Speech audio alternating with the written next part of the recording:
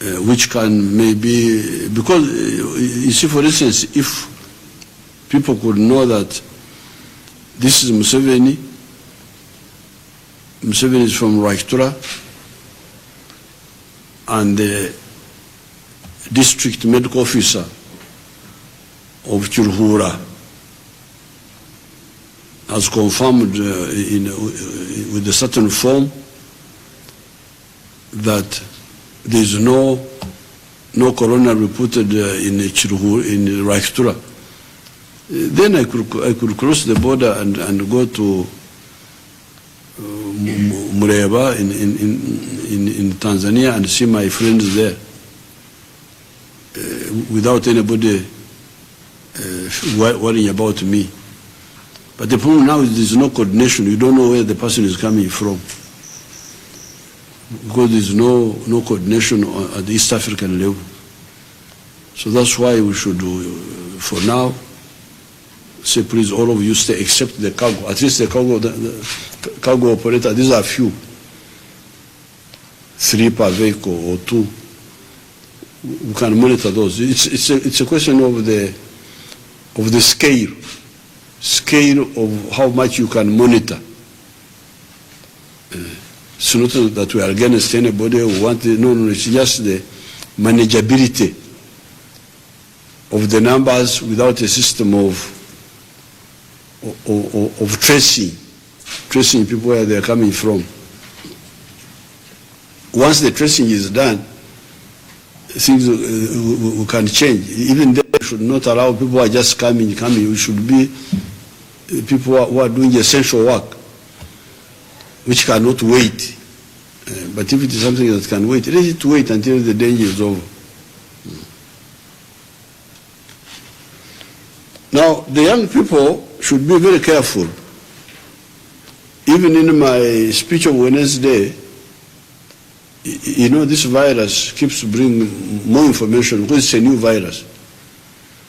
You remember in my speech of Wednesday, even myself, I mentioned that the young people, sometimes they can get the attack and they don't even know that they got the attack and they get cured. But now information is beginning to come that in some of the countries, as much as 20% of the people who are dying are actually young people. So it seems to be either the virus is changing or we are getting new facts which we didn't know. So therefore, everybody should be very, very careful. Instead of saying that I am immune, this constitution is saying that this virus should be defeated. And the defeating it is the other two actions. Stop coughing in public. If you have got a cough, because even if you have, if somebody still has this virus, but it is in the incubation period where he is not coughing, I don't think it will infect anybody. I don't think so, unless he touches. So it is the coughing and the polluting of the surfaces. So really we are back to two things. It is the coughing and the touching and touching yourself in the soft parts. These experts are here. If I've forgotten anything, they will tell you. So I thank you. I will ask my team here. I have the Minister, Jenna Chen. I have the powerful mobilizer Minister, Nabanja. She's not medical, but she compensates her lack of military knowledge by energy. She can mobilize. Dr. Twine, that's permanent secretary. That's the one who buys Porsche for hospitals and bed sheets and all those things, administration. And then there's John Lombadi representing the army, Savit representing the police, Biawashaija representing the prison, because we may get a big problem in the prison. Unfortunately, I cannot send home the prisoners. I would have. That's one institution I cannot send home. So I think Biawashaija is stuck with his group, for better or for worse. Dr. Kia there is some expert. Dr. Musenero, she's a veteran fighter of Ebola. There's also a former doctor called Omona. He was a doctor once upon a time, but he's now mobilizer. And there is Irene. This is my team. So, would you like to comment? What would you like to say?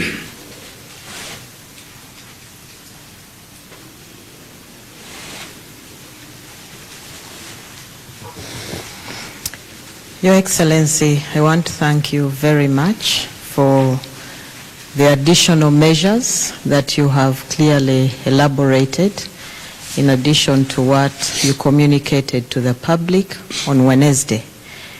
We are sure that these measures will go a long way in enhancing our efforts on the ground as a multi-sectoral approach with the different ministries, departments, and agencies. Your Excellency, I want to appreciate you especially on the issue of quarantine that you have explained very clearly. And I do believe that closing the entry points is the way to go, so that we can have a better opportunity to monitor what is inside the country and concentrate our efforts inside the country. We have so many alerts coming from all over the country. We receive over 2,000 alerts on a daily basis. We need to put more emphasis on this and also on educating the public on the preventive measures for COVID-19. I want to add my voice to appeal to the people on the issue of quarantine. For now, we have nearly over 1,800 people quarantined all over the country, those that are completing self-isolation and those that are under institutional quarantine. I want to appeal to the population that people who are quarantined near you are not sick people, and therefore we should stop stigmatizing them, give them opportunity to complete their 14 days as we monitor them. If any develops a symptom, it is easier to quickly evacuate them to an isolation facility and disinfect the rooms where they are. The majority of the people under quarantine are people who came from Category 1 countries. And so we need to join hands to ensure that this process of quarantine is concluded and the rest of the ministries, departments, and agencies responding to this outbreak concentrate on ensuring that the population are healthy. The Ministry of Health will be sending out standard operating procedures in 7 different languages to all parts of the country. We appeal to you to use them and follow whatever is in the standard operating procedures regarding hand hygiene with soap and water or using the hand sanitizers. Please continue to maintain social distancing so that you don't get into contact with anybody who is sick. I want to thank His Excellency for emphasizing that those who are sick should stay at home. But also, apart from staying at home, alert us through our toll-free numbers so that we can obtain samples and ensure that your cold or your running nose and cough are not related to COVID-19. I thank you all. Anything else? Michelle?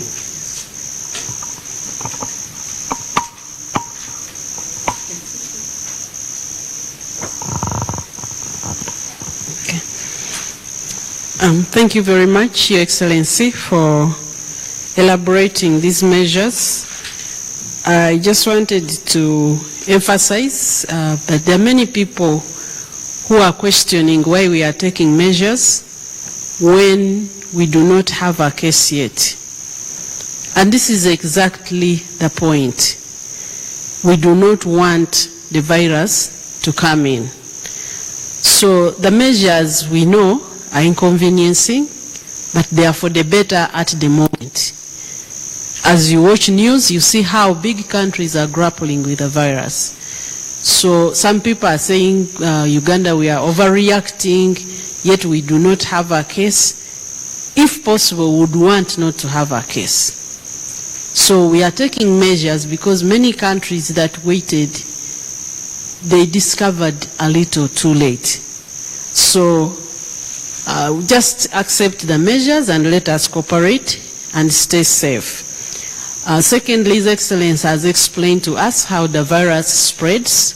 So the interventions which we are putting in place are targeting those methods of spread.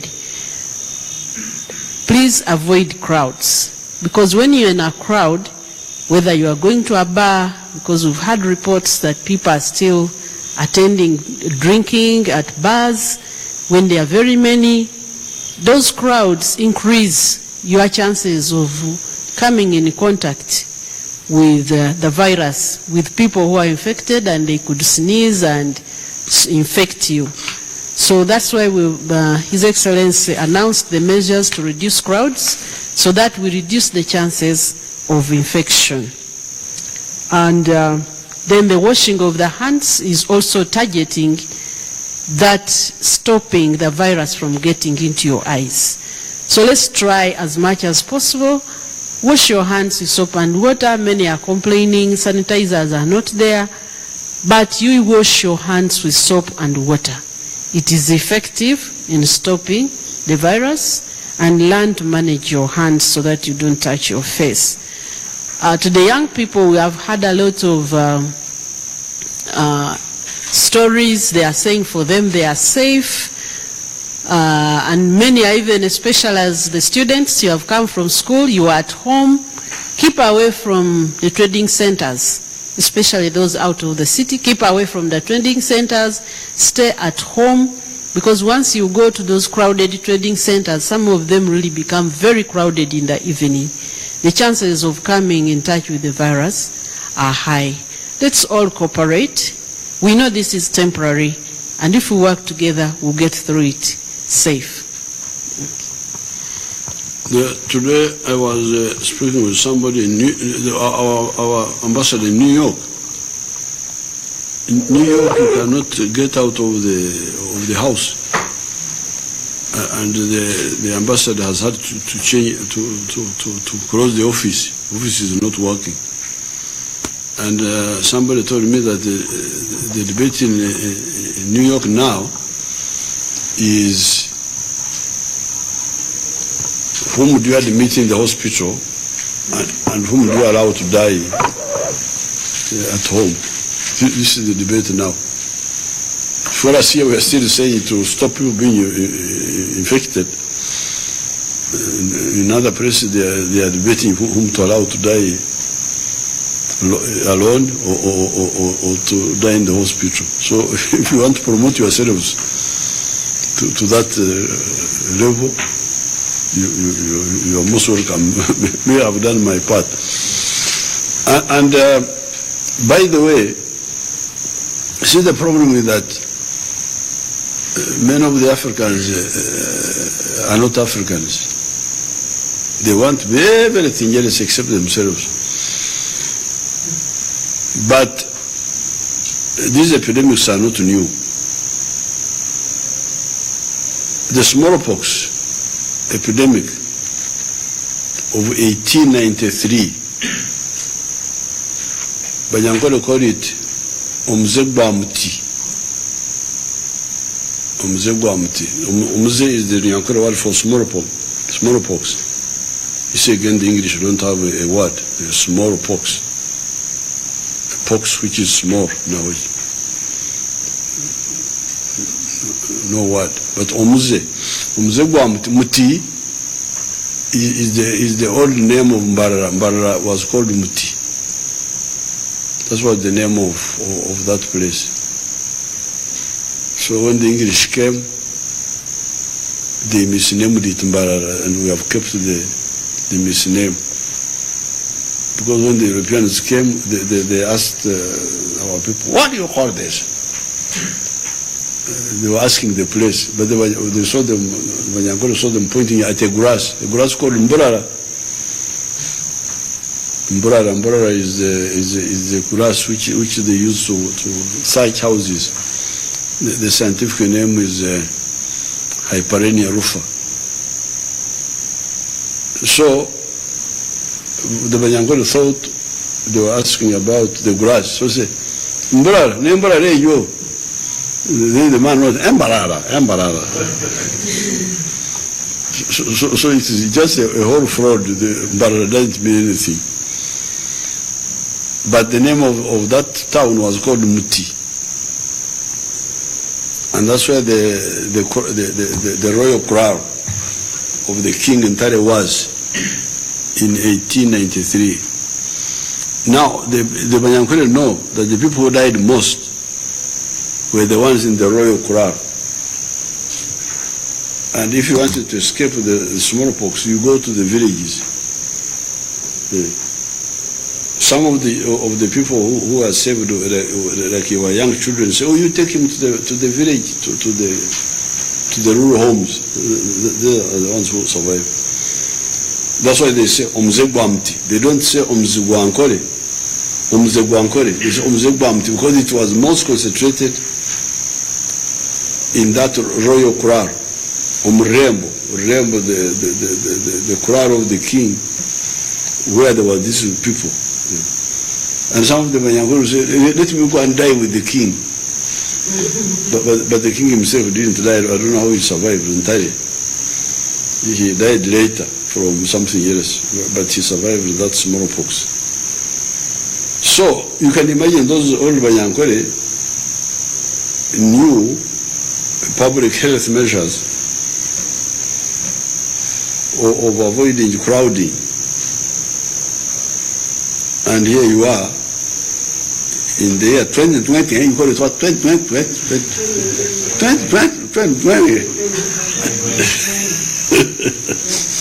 In the year 2020, you cannot understand these public health measures. Otherwise, those Banyankole would not have survived. A lot of people would have died. But they survived. It only killed, they call it Omzegba Muti. Because Muti was the royal kraal, the palace. And it is the people who were in the king's kraal that died most. The people in the villages didn't die because they are scattered, they are not concentrated. Did they have a relationship with the Mutis? No, it is another one, but Muti is a tree.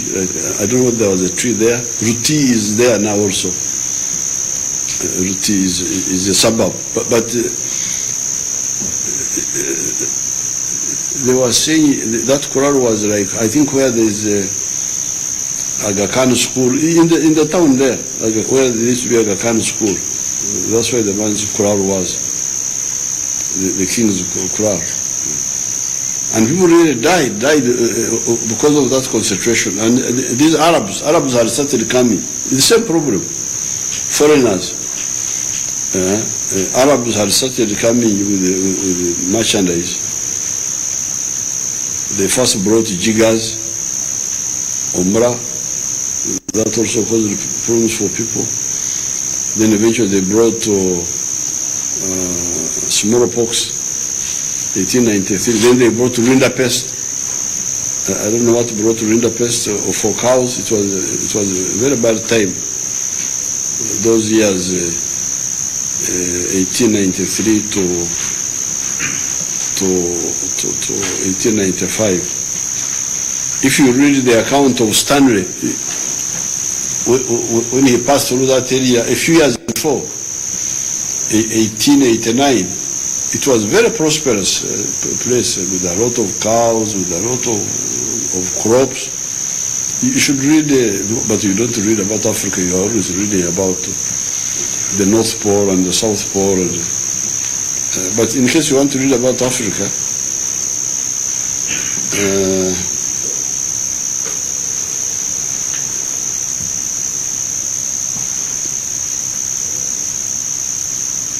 or you want me to repeat? Huh?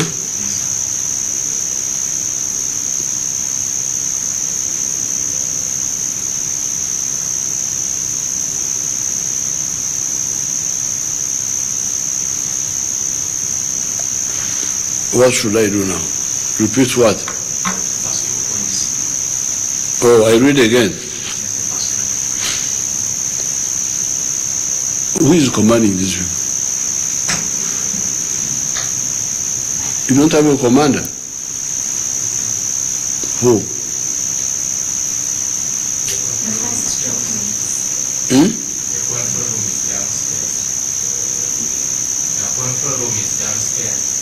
Mm-hmm.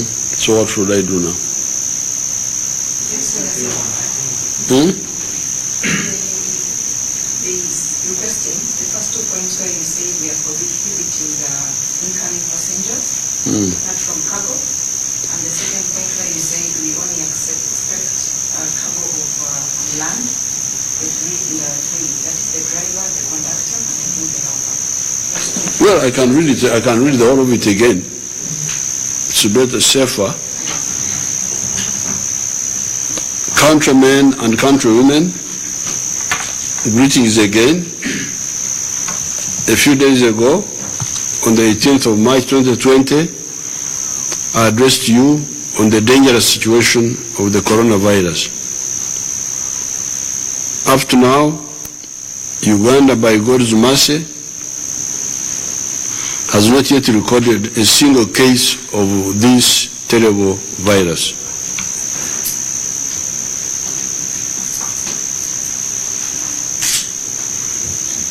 Nevertheless, we must fine-tune our strategy against this enemy. In my address of the 18th of March, I had directed the health authorities to allow people, Ugandans and non-Ugandans, coming into the country from abroad, and even from the category 1 countries that have a lot of coronavirus cases, as well as other countries, to allow them to come in, but be quarantined. That's what we had said at that time, that they could come in and be quarantined. Partly due to the indiscipline of some of the people, we have now decided to review that position and tighten preventive measures in addition to what we had done the other day. Consequently, we have decided to take the following measures. Number 1, to prohibit all incoming passengers, whether by air, land, or water.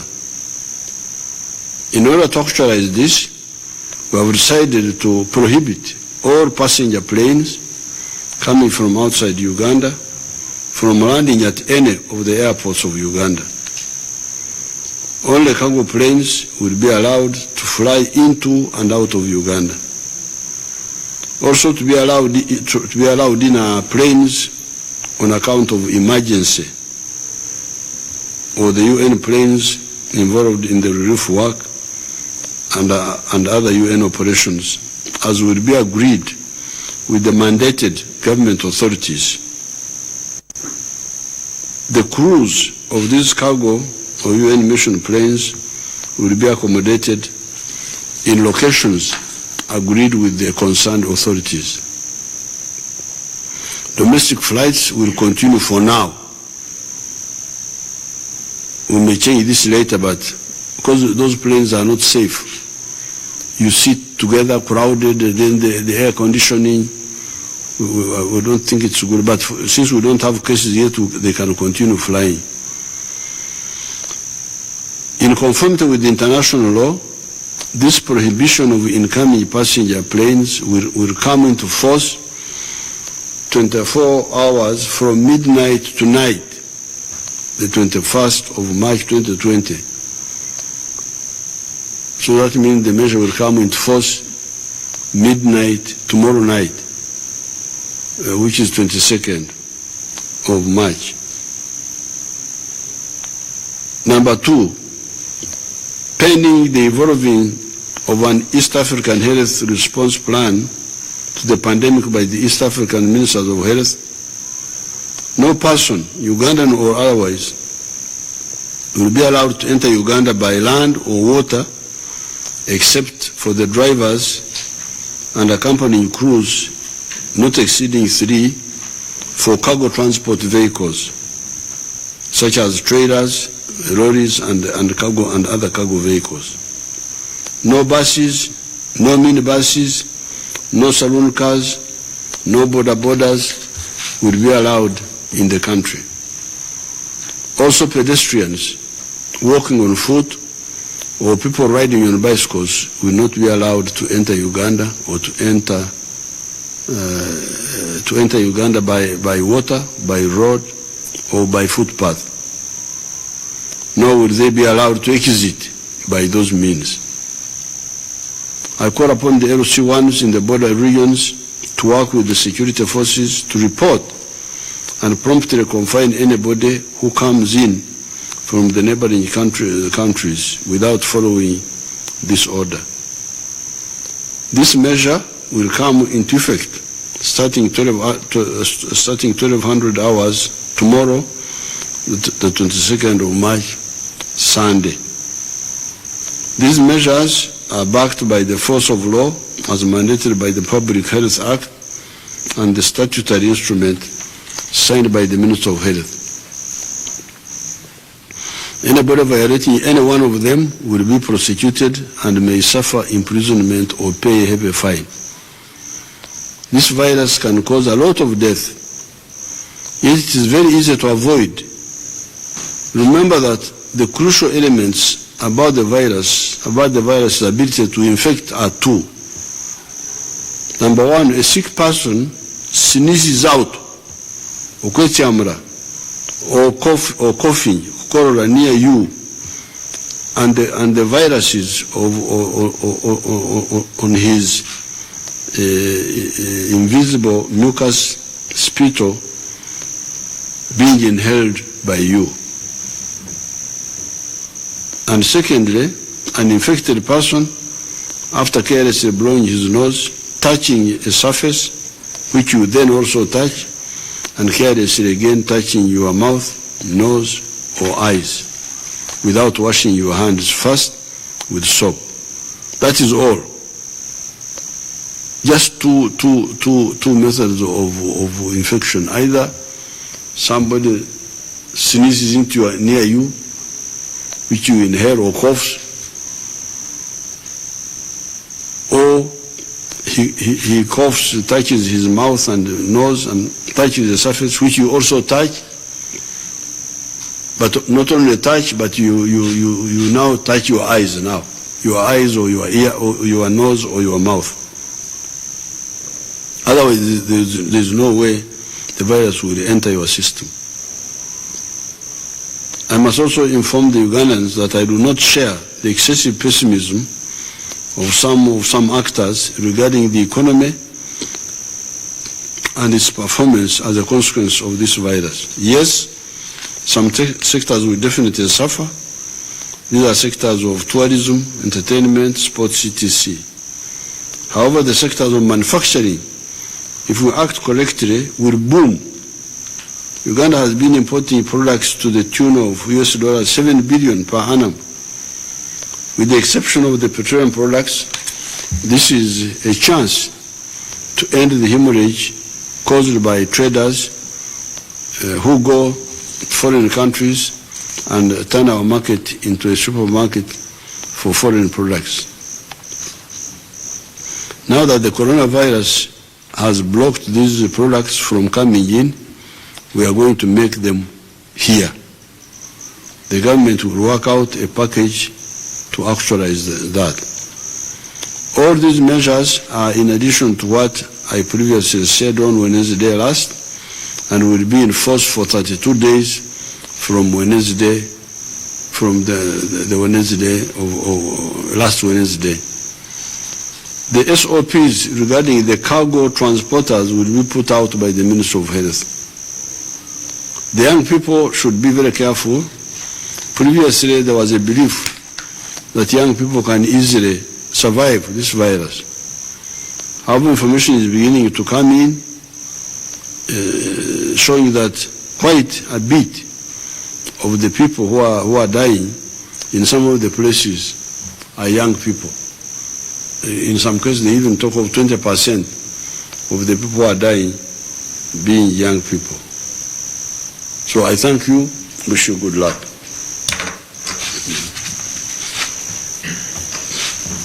Okay?